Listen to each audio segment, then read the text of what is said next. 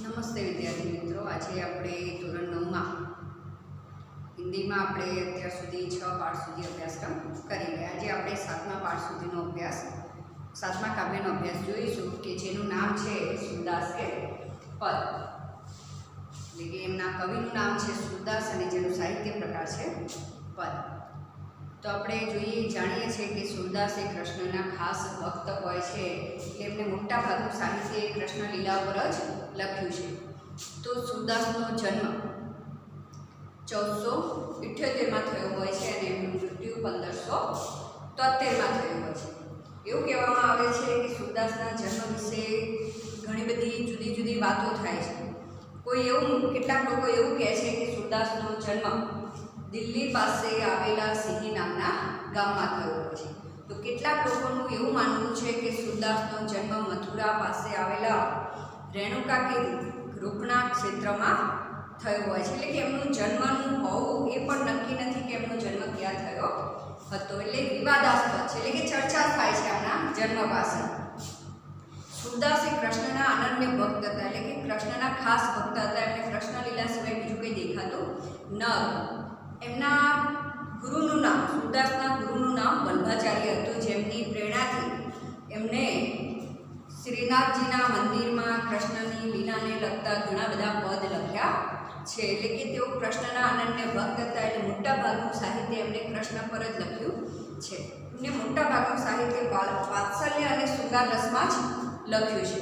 તો એ હંમેશા એવું જ ઈચ્છતા કે સતત તેઓ કૃષ્ણના ચરણોમાં રહે, સતત તેઓ કૃષ્ણની ભક્તિ જ કરે, સતત તેઓ કૃષ્ણનું જ નામ રટ્યા કરે. એટલે તેઓ કૃષ્ણની જ ભક્તિ કરવા માગતા હતા, બીજે ક્યાંય જવા માગતા નહોતા. એ જ વસ્તુ આપણા આ કાવ્યની અંદર બતાવવામાં આવી છે. તો આપણે જ્યારે કાવ્ય ભણીશું, જોઈશું, ત્યારે આપણને વધારે ખ્યાલ આવશે. તો જોઈએ.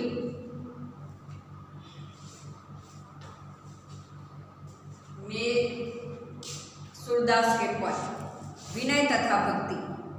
मेरो मन अनंत कहा सुख पावे. શું કહ્યું છે? मेरो मन अनंत कहा सुख पावे. अनंत, अनंत એટલે અન્યત્ર, એટલે કે दूसरे स्थान पर.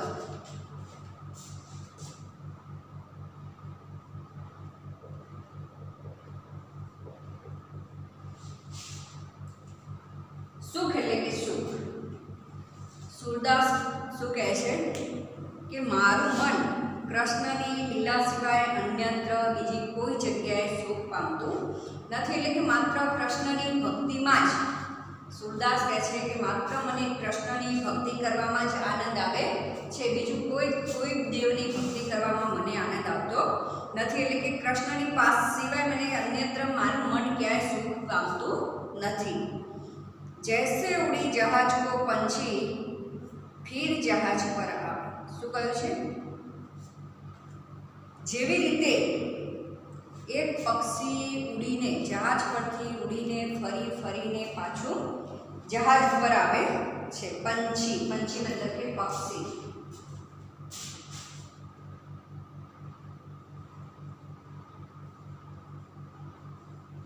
કેમ એ જહાજ પર આવે છે? કેમ કે એ પક્ષીને જહાજથી લગાવ થઈ ગયો હોય છે. એ બીજે સુખ મેળવવા માટે બીજી બધી જગ્યાએ ફરવા ભટકે છે. જહાજ છોડીને સુખ મેળવવા માટે બીજી ઘણી બધી જગ્યાએ ભટકે છે, પરંતુ એને ક્યાંય સુખ પ્રાપ્ત થતું નથી. કેમ કે એને જહાજ એટલે કે નાવ, એ જહાજ સાથે એને લગાવ થઈ ગયો હોય છે. એટલે વળી ઉડીને પાછું એ જ જહાજ ઉપર આવીને બેસે છે. એવી જ રીતે સૂરદાસ પણ એમ કહે છે કે જ્યારે હું કૃષ્ણની ભક્તિ કરતો હોઉં છું અને કૃષ્ણની ભક્તિ છોડીને બીજા દેવોની ભક્તિ કરવા જાઉં છું, ત્યારે મારું મન લાગતું નથી અને ફરી વળીને પાછું હું કૃષ્ણની ભક્તિ કરવા જાઉં છું. જેવી રીતે પક્ષી જહાજ ઉપરથી ઉડીને પાછું એ જ જહાજ ઉપર આવે છે. કેમ કે એને જહાજ સાથે લગાવ હોય છે. એવી જ રીતે સૂરદાસ પણ કહે છે કે મને કૃષ્ણની ભક્તિ સિવાય બીજા કોઈ દેવની ભક્તિ ગમતી નથી. હું બીજા દેવોની ભક્તિ કરવા જાઉં છું તો મને મારા મનને સુખ પ્રાપ્ત નથી થતું. તો હું ફરી એ દેવોની ભક્તિ છોડીને ફરી હું કૃષ્ણની ભક્તિ કરવા જ આવું છું. કમલ નયન કો છાડી મહાત્મ और देव को ध्यावे परम गंगा को छाड़ी पियासो दूरमती कूप खनावे। नयन नयन એટલે શું કહે છે? નયન આંખે, નેત્ર.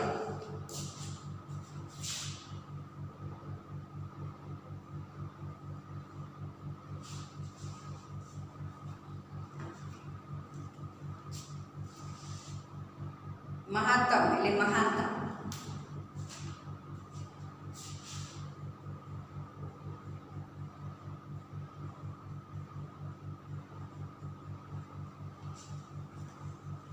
ध्यावे ध्यावे मतलब के ध्यान धरे. छांडी मतलब के छोड़कर. શું કહ્યું છે? કમલ. નયન એટલે નેત્ર કે નયન. કમલ જેવા નેત્રવાળા મારા ભગવાન કૃષ્ણને છોડીને મહાત્મ ઓર દેવ કો ધ્યાવે. મહાત્મ એટલે મહાનતા. બીજા કોઈ ધ્યાવે એટલે ધ્યાન ધરવું. બીજા કોઈની મહાનતાનું ધ્યાન ધરવું એટલે કે બીજા કોઈ દેવની ભક્તિ કરવામાં ધ્યાન લાગતું નથી. શું કહે છે? કૃષ્ણની આંખોની વખાણ કર્યા છે. કોના આંખોના વખાણ કર્યા છે? કૃષ્ણની. કૃષ્ણની આંખો કેવી કઈ છે?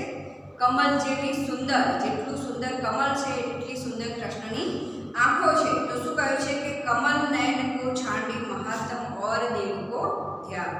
એટલે કે કમલ જેવી આંખોવાળા કૃષ્ણનો મહિમા ગાવાનું છોડીને બીજા કોઈ દેવનું ધ્યાન ધરવામાં મન લાગતું નથી. ફરીથી લીટી જુઓ, 3 લીટી. મેરો મન અનંત કહા સુખ પામે. સુરદાસ શું કહે છે? અનંત એટલે કે અન્યત્ર, બીજી જગ્યાએ. કે મને માત્ર કૃષ્ણની ભક્તિ કરવામાં જ આનંદ મળે છે. કૃષ્ણની ભક્તિ કરવાનું છોડીને બીજે ક્યાંય, અન્યત્ર એટલે બીજે ક્યાંય મારા મનને શાંતિ મળતી નથી, મારા મનને સુખ પ્રાપ્ત થતું નથી. મને માત્ર કૃષ્ણની જ ભક્તિ કરવી ગમે છે.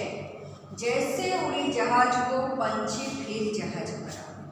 શું કહ્યું છે? જેવી રીતે એક જહાજ ઉપર બેઠેલું પંછી મતલબ કે પક્ષી ઉડીને ભટકે છે બીજે સુખ પ્રાપ્ત કરવા, પણ એને ક્યાંય સુખ પ્રાપ્ત નથી થતું. ફરી ઉડીને એ જ જહાજ ઉપર પાછું આવીને બેસે છે. કેમ? કેમ કે એ પક્ષીને જહાજ સાથે લગાવ થઈ ગયો હોય છે, એટલે એને જહાજ સિવાય બીજી કોઈ જગ્યા ગમતી નથી, એટલે ફરી ઉડીને એ જહાજ ઉપર જ આવીને બેસે છે. એવી જ રીતે સુરદાસને પણ કૃષ્ણની ભક્તિ કરવી જ ગમે છે, બીજા કોઈ દેવની ભક્તિ કરવી ગમતી નથી. એટલે સુરદાસ પણ કૃષ્ણની ભક્તિ છોડીને જ્યારે બીજા કોઈ દેવની ભક્તિ કરવા માટે જાય છે ત્યારે ફરી બીજા દેવોની ભક્તિ છોડીને પાછા કૃષ્ણની ભક્તિ કરવા માટે જ ફરી પાછા આવે છે. કમલ નયન કો છાંડી મહાત્મ ઓર દેવ કો ધ્યાન. શું કહે છે? કૃષ્ણની આંખોના વખાણ કર્યા છે. નયન એટલે કે નેત્ર કે નયન કે આંખે. તો કે કૃષ્ણની આંખો કોના જેવી સુંદર છે? કમલ જેવી સુંદર છે. તો કે કમલ જેવી સુંદર આંખોવાળા કૃષ્ણનો મહાત્મ એટલે કે મહિમા ગાવાનું છોડીને ઓર દેવ એટલે બીજા બધા દેવ, શંકર, વિષ્ણુ, રામ, બીજા બધા દેવ, તો કે ઓર દેવ કો ધ્યાન, બીજા દેવનું ધ્યાન ધરવામાં મને મન લાગતું નથી. એટલે કે કમલ જેવી આંખોવાળા કૃષ્ણનો મહિમા ગાવાનું છોડીને બીજા દેવની ભક્તિ કરવામાં મને મારું મન લાગતું નથી. પરમ ગંગા કો છાંડી પિયાસો દૂરમતી કપ કૂપ ખનાવે. પરમ પરમ મતલબ કે પવિત્ર.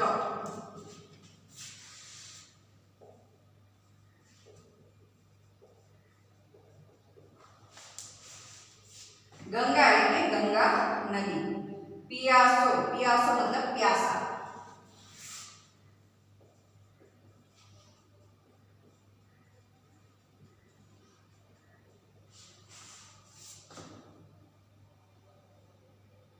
દૂરમતી કૂપ એટલે કે કુવા.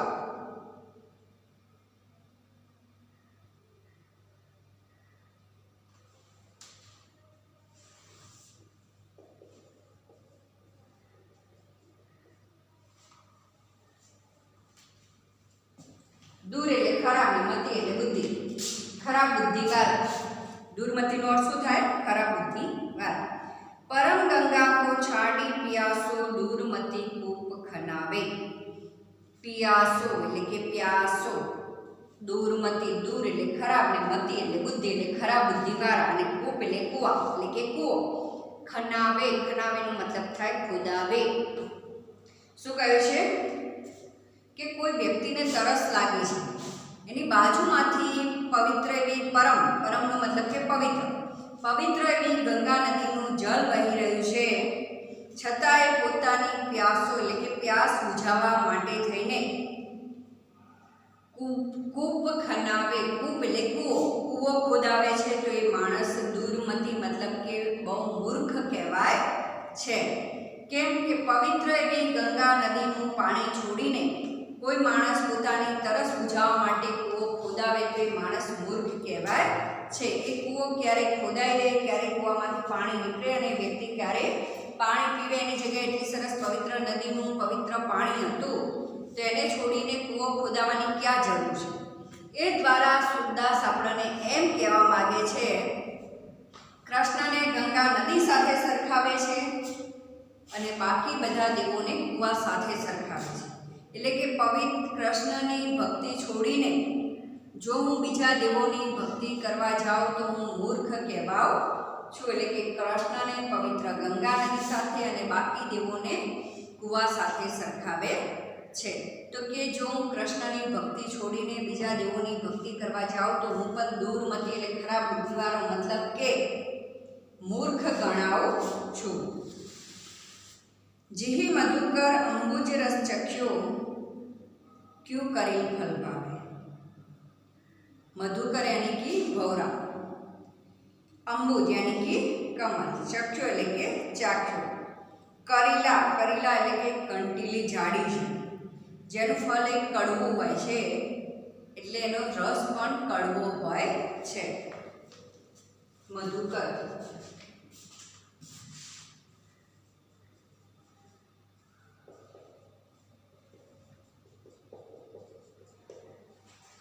ભૌરા, અંબુજ કમળ.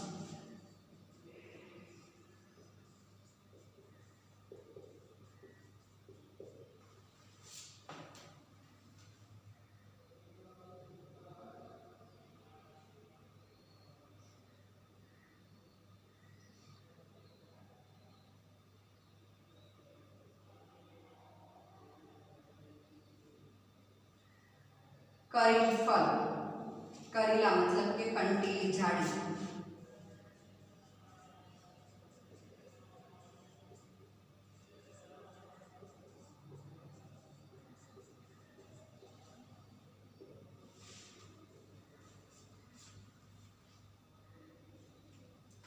શું કહ્યું છે? જીહી મધુકર અંબુજ રસ ચખ્યો, ક્યુ કરેલ ફલ ભાવે.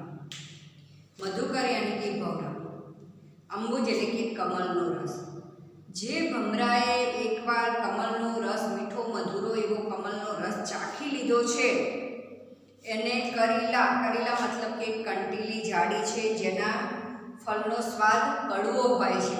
તો એ કે કરેલાનું ફળ એ કરેલાના ફળનો રસ એને ભાવતો નથી. શું કહ્યું છે? મધુકર यानी कि ભૌરા એટલે કે ભમરો, કે જે ભમરાએ એકવાર કમળનો મીઠો મધુરો રસ ચાખી લીધો છે અને એને કરેલાના ફળનો કડવો રસ ભાવતો નથી. એવી રીતે સુરદાસ પણ કહે છે કે જે વ્યક્તિએ એકવાર કૃષ્ણની ભક્તિ કરી લીધી છે એને બીજી વાર બીજા દેવની ભક્તિ કરવી ગમતી નથી. એટલે સુરદાસે કૃષ્ણને કમળ સાથે સરખાવ્યા છે, કમળના રસ સાથે સરખાવ્યા છે, જ્યારે બીજા દેવોને કરેલાના ફળ સાથે કડવા રસ સાથે સરખાવ્યા છે. તો કે જો જે માણસ કૃષ્ણની ભક્તિ કરી હોય અને કૃષ્ણની ભક્તિ છોડીને એને કરેલાના રસ એટલે કે બીજા દેવોની ભક્તિ કરવી ગમે નહીં. તો સુરદાસ પોતાની જાતને પણ એમ કહેવા માગે છે કે મેં પણ કૃષ્ણની ભક્તિ કરી છે, એટલે હવે કૃષ્ણની ભક્તિ છોડીને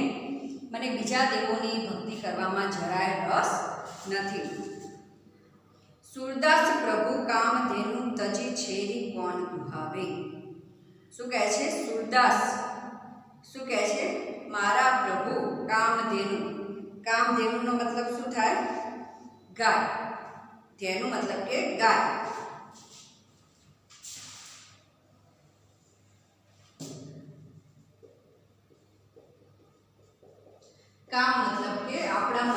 ઈચ્છા પૂરી કરનારી ગાય, જેને કામધેનુ કહેવાય છે. તો કે મારા ભગવાન કૃષ્ણ એ કામધેનુ ગાય જેવા છે કે જ્યારે આપણા મનમાં જે ઈચ્છા પૂરી થઈ એ બધી ઈચ્છાઓ પૂરી કરે છે. તજી તો એમનો ત્યાગ કરીને છેરી યાની કે બકરી,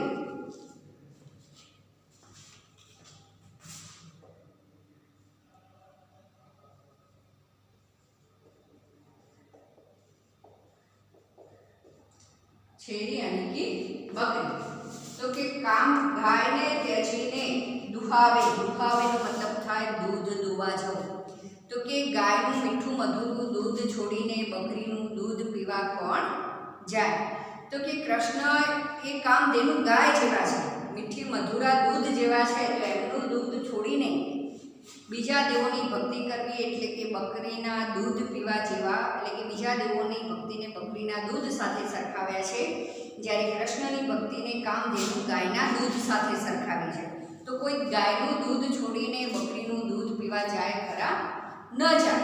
એટલે કહ્યું છે કે મારા પ્રભુ કામધેનુ ગાય જેવા છે, જ્યારે બીજા દેવો બકરી જેવા છે. તો હું ભગવાન કૃષ્ણની ભક્તિ છોડીને બીજા દેવોની ભક્તિ કરવા શા માટે જાઓ?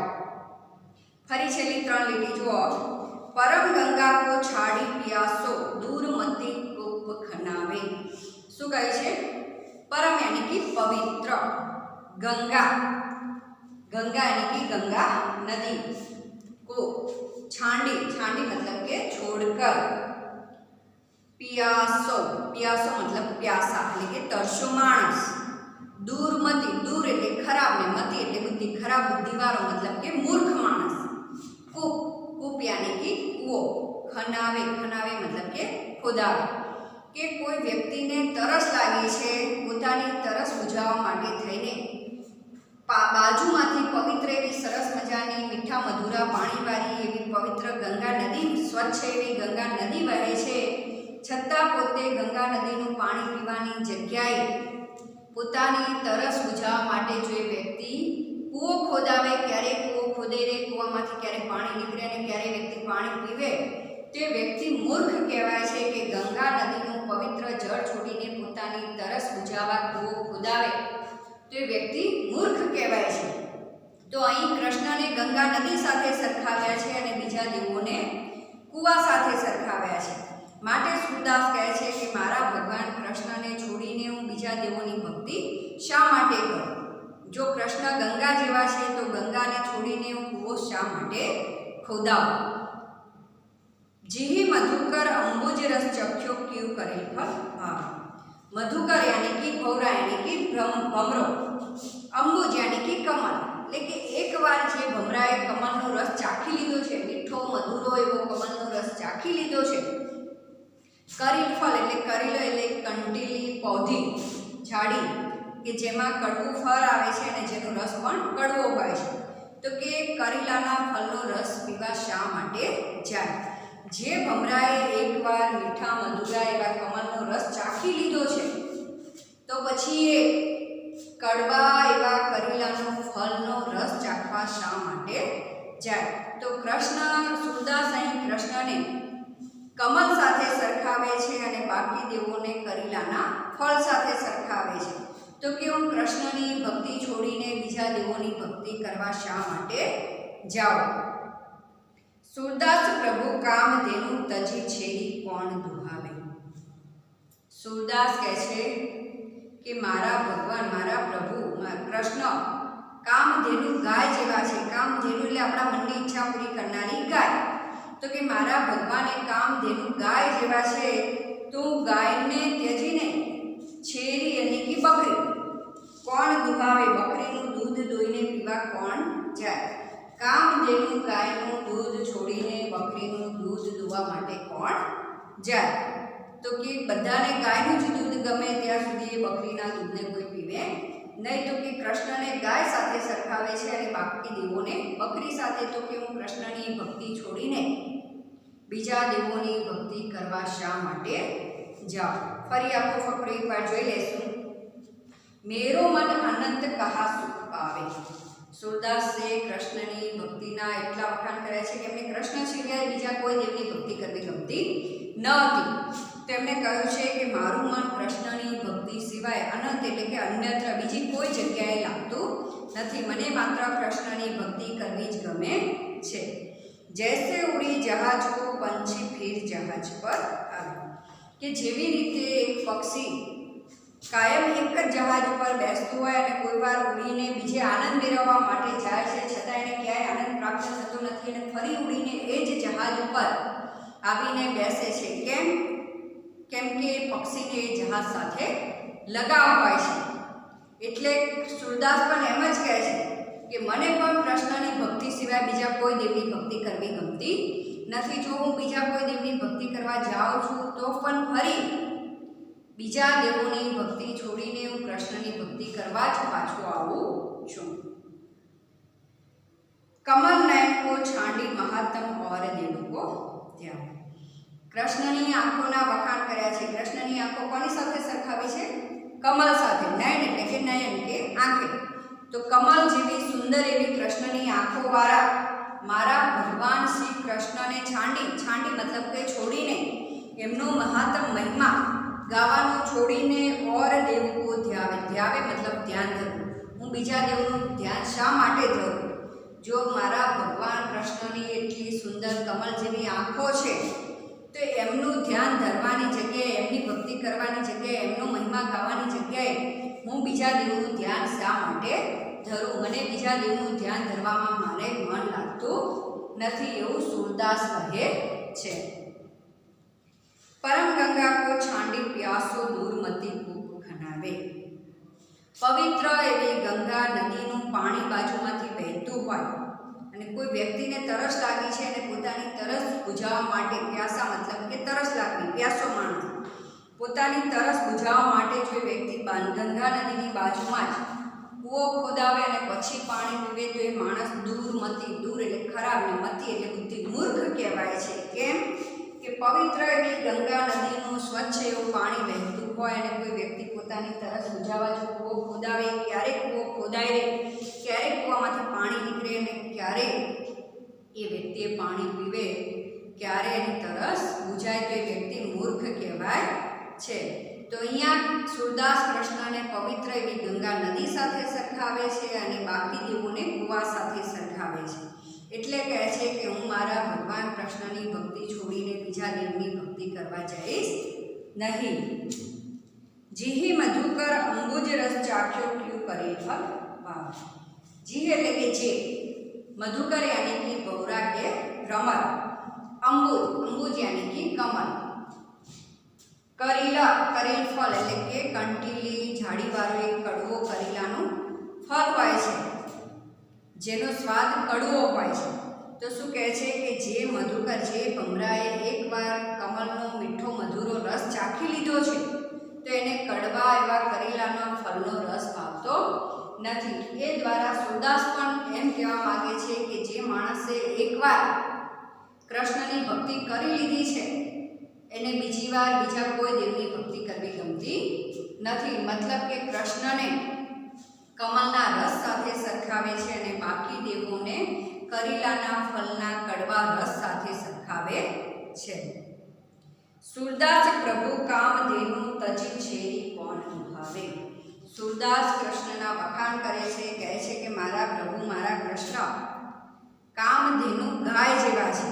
કામધેનુ ગાય એટલે કે મનની કામના પૂરી કરનારી ગાય. તો કે મનની બધી ઈચ્છા પૂરી કરનારી ગાય જેવા છે તો એમને છોડીને શેરી યાની કે બકરીનું દૂધ દોવા કોણ જાય. એટલે કે બીજા દેવોને બકરી સાથે સરખાવે છે અને કૃષ્ણને કામધેનુ ગાય સાથે સરખાવે છે.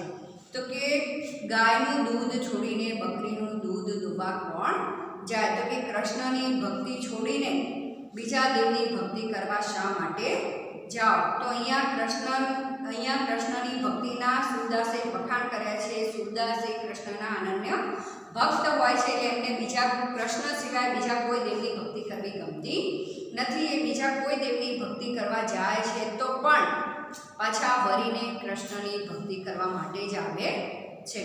તો આપણું આ કાવ્ય આપણે આજે આટલા, એટલે કે પહેલું પદ આપણે ભણી ચૂક્યા છે. બીજું પદ આના પછીના વિડીયોમાં ભણીશું. જય હિન્દ, જય ભારત.